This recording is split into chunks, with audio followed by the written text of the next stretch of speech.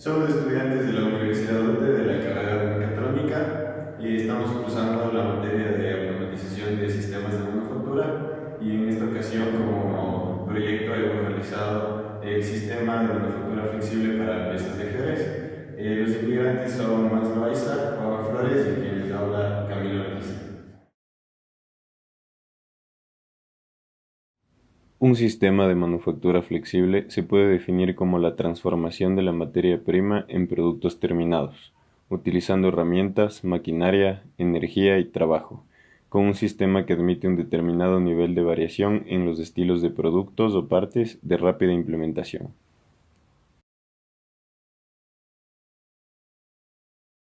Para el diseño CAD de la máquina, realizado en el software SolidWorks, me basé en entornos CNC reales como los que se muestran para poder dimensionar variables como el tamaño y la geometría de la máquina.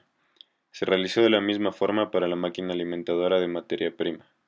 Tras los primeros bocetos se fue añadiendo los componentes necesarios que permiten la automatización del torneado y colocación de las piezas en la banda transportadora para los posteriores procesos.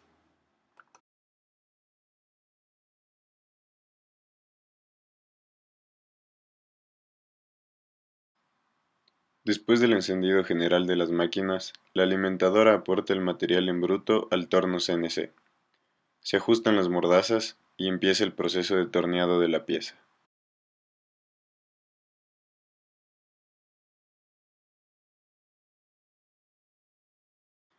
Después la pieza cae por la rampa hacia la bandeja. Se acciona un pistón neumático que permite que la pieza caiga en la banda transportadora.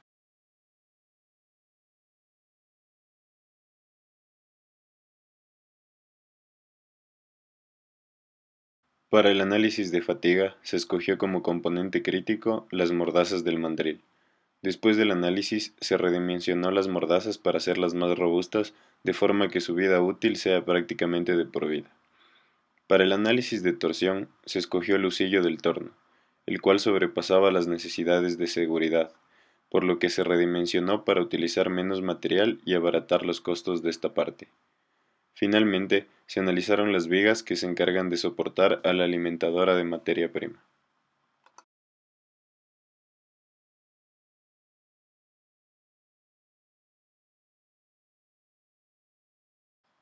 El material a tornear es madera, por lo tanto no se necesita un torno con un motor de grandes características. Por lo tanto, el motor que vamos a usar es monofásico y se muestra su arranque. Se detalla las conexiones realizadas en el PLC S7200 que sería el que vamos a utilizar. También el diagrama electroneumático para el pistón que levanta la bandeja y el sensor infrarrojo que detecta la pieza cuando llega a la bandeja. El torno que se usa en este sistema de manufactura está concebido para trabajar con piezas medianas o pequeñas, como son las piezas de ajedrez. El plato de sujeción que posee este torno es de 200 milímetros de diámetro, por lo que el material en bruto que se utilizará deberá ser menor a este diámetro para que se pueda trabajar. Por otro lado, las recomendaciones de seguridad no aconsejan trabajar con piezas que hagan sobresalir las mordazas del plato excesivamente. Tomando en cuenta estas recomendaciones de seguridad, el diámetro máximo del material en bruto con el que se puede trabajar es de 150 milímetros. El diámetro mínimo del material en bruto es de 24 milímetros, el cual es adecuado para el mecanizado de las piezas de menor diámetro de base, porque existe suficiente holgura para el maquinado de las piezas. El diámetro elegido para la base de cada pieza está basado en los diámetros comerciales de los imanes de neodimio que se colocarán en la base de cada una de las piezas, los cuales vienen en diámetros análogos a las monedas fraccionarias de dólar. La altura de las piezas no tiene un problema o restricción asociadas a los procesos de maquinado porque no son de gran longitud. La restricción de longitud que tienen las piezas está fundamentada en la intención de adaptabilidad de diferentes gustos y necesidades de los clientes. La pieza de referencia es el rey, que es la pieza más alta en el ajedrez. Se ha elegido una altura de 7,6 centímetros para esta pieza, que es adecuada para un tablero de dimensiones similares y aceptadas para las piezas de campeonatos oficiales. Con el rey como base, se proponen las siguientes alturas para las diferentes piezas. Se realizó el plan maestro de producción, tomando en cuenta la pieza de el peón, dado que es la más numerosa en el tablero, y se muestra a continuación.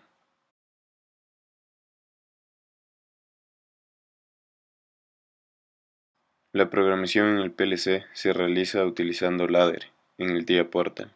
Se puede ver en la primera línea que se encienden las máquinas y a través de timers se controla el encendido y la detención de cada proceso.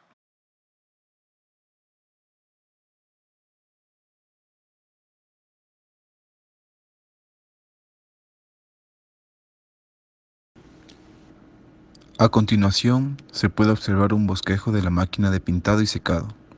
Es muy importante hacer el bosquejo en papel, ya que se tiene una idea de dónde van a estar los sensores, actuadores y cómo va a funcionar la máquina. A continuación, se puede observar el primer diseño de la máquina hecho en el programa de diseño SolidWorks. Es muy parecido al bosquejo que se hizo a mano. Se muestran diferentes vistas de la máquina con sus respectivos sensores, actuadores y panel de control. También se observa la pieza de ajedrez que se va a pintar y secar. Se hizo un rediseño de la máquina tomando en cuenta más factores. La banda se hizo más larga para que puedan alcanzar más piezas y el momento de secar las piezas no sea individual, sino por lotes, y no existe un cuello de botella en el secado de la pieza. También se agregaron más focos para que el calor que se genere en el secado sea más eficiente y por lo tanto seque más rápido.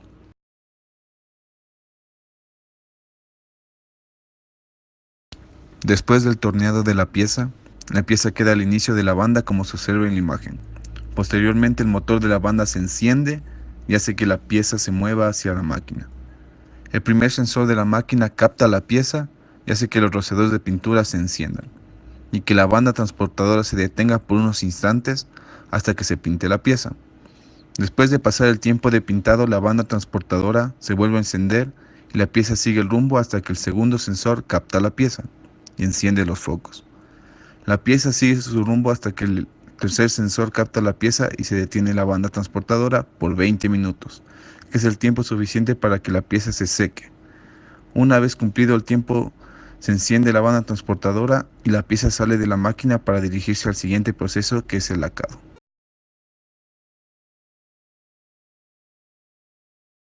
Se puede observar el análisis de torsión del eje del motor, el cual indica que nuestro eje se puede deformar por causa de la fuerza de torsión. Por lo tanto, se realizó un cambio en el eje, se hizo más grande y robusto para que la deformación disminuya más del 70%. Se puede observar el análisis que se le hizo al soporte de la pistola de pintura, por el uso continuo y las vibraciones que genera la misma. El soporte se puede llegar a deformar tal como se muestra en la imagen. Por lo tanto, se hicieron los soportes de la pistola más gruesos, el doble para ser exactos, y el daño que tiene es nulo.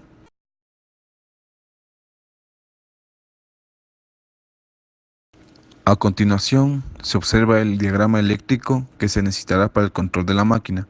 Los componentes a utilizar serán un PLC Siemens S7200, 22 focos, una electroválvula, un servomotor, un controlador Synamics B90 que sirve para controlar el servomotor y 3 sensores de proximidad capacitivo.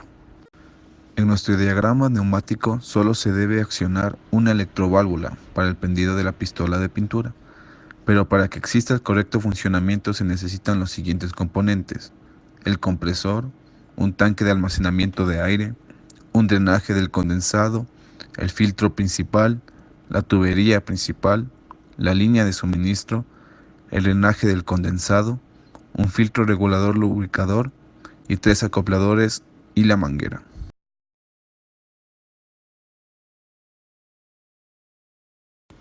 La programación en PLC se realizó en ladder.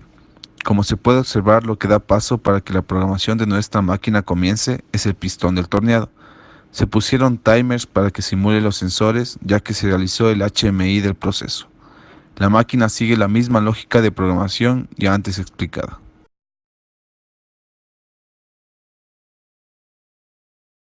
Se realizó el graph-set de la máquina, que es un modelo de representación gráfica de los sucesivos comportamientos de un sistema lógico, predefinido por sus entradas y salidas. Se puede observar cómo se activan y desactivan los actuadores según los sensores y los timers de la máquina de forma secuencial, para un mejor entendimiento del proceso.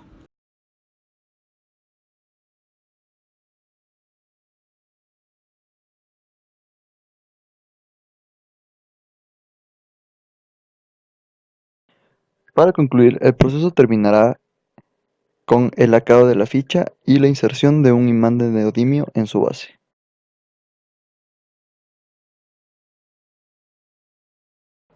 Para esto se ha creado dos diferentes tipos de máquinas, una para el lacado y el secado de la ficha y la siguiente para la inserción de la ficha magnética en su base.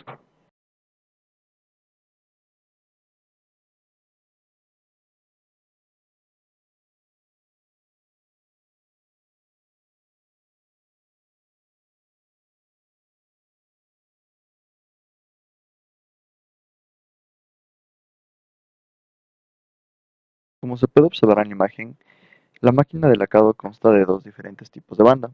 La primera ayuda a que la ficha llegue desde el anterior proceso, el cual es pintado y secado. La banda principal ayuda a que la ficha llegue al engrane, el cual en su parte inferior está recubierta por laca. Esto le da una capa superficial a la ficha, la cual posteriormente pasará a secarse. Una vez secada, es transportada mediante la banda secundaria al proceso de inserción de la ficha magnética en su base. Llegado al último proceso, la ficha caerá en una banda, la cual será captada por un sensor al momento de llegar al fin de carrera. Una vez que el sensor haya detectado la pieza, entonces se activarán los pistones, en el orden mostrado a continuación.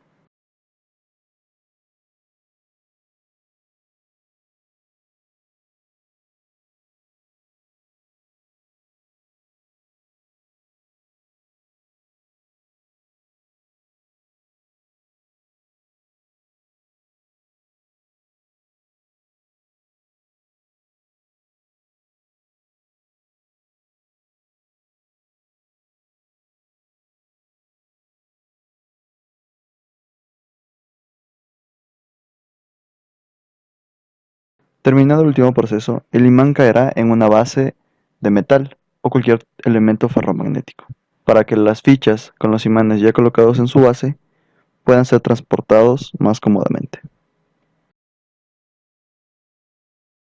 Para el diseño de la máquina, se hicieron diferentes tipos de análisis CAE, los cuales nos ayudarán a rediseñar la máquina, ya sea porque es demasiado robusta o porque en el proceso de manufactura alguno de estos elementos pudiera fallar. Para el primer análisis, tomamos el eje de la banda, el cual está sometido a torsión. Esto en un inicio nos dio un factor de seguridad demasiado alto, por lo cual en el rediseño hicimos el eje hueco. Esto ayudó a que el factor de seguridad baje considerablemente, hasta el punto de que en los libros revisados previamente haya un factor de seguridad acorde a lo especificado para un eje.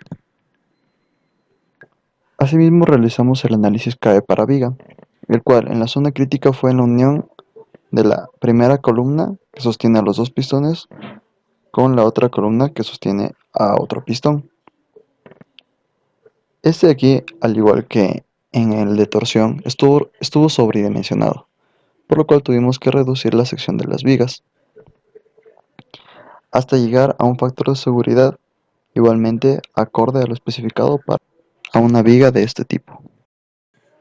Para nuestro tercer análisis usamos el vástago de un pistón, ya que este se encuentra repitiendo varios ciclos. Haciendo un análisis de fatiga, entendimos que el pistón estaba demasiado robusto, por lo cual decidimos reducir la sección. Así, el pistón no soportará demasiado esfuerzo. Como último análisis, escogimos una de las patas de la máquina. Este se encontrará a pender, por lo cual debemos ver para qué lado se fleja la columna. Una vez más, la columna estaba sobredimensionada, ya que al hacerla sin haber hecho cálculos previos, el espesor de dicha columna era demasiado grande. Lo redujimos y así, aunque no mostrando un efecto muy significativo, se redujo su volumen y por ende su peso.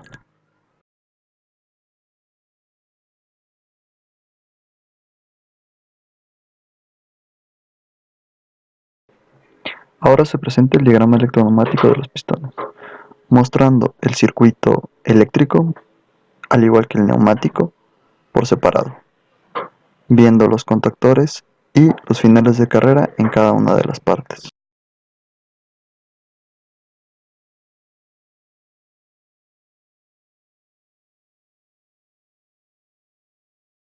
Bien, para finalizar y entender mejor cómo funciona este proceso, se realizó un graph-set, el cual se muestra en pantalla. Aquí se puede ver cómo con cada sensor se va activando cada pistón, al igual que con cada fin de carrera.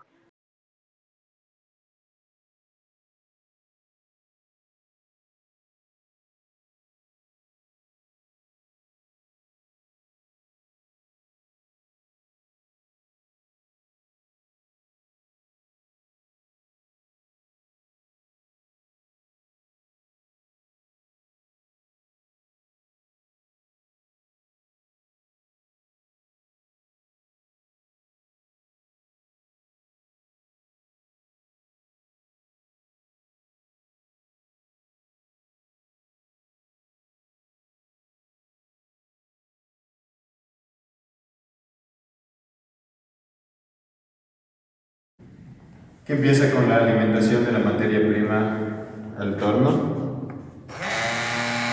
Se tornea la pieza.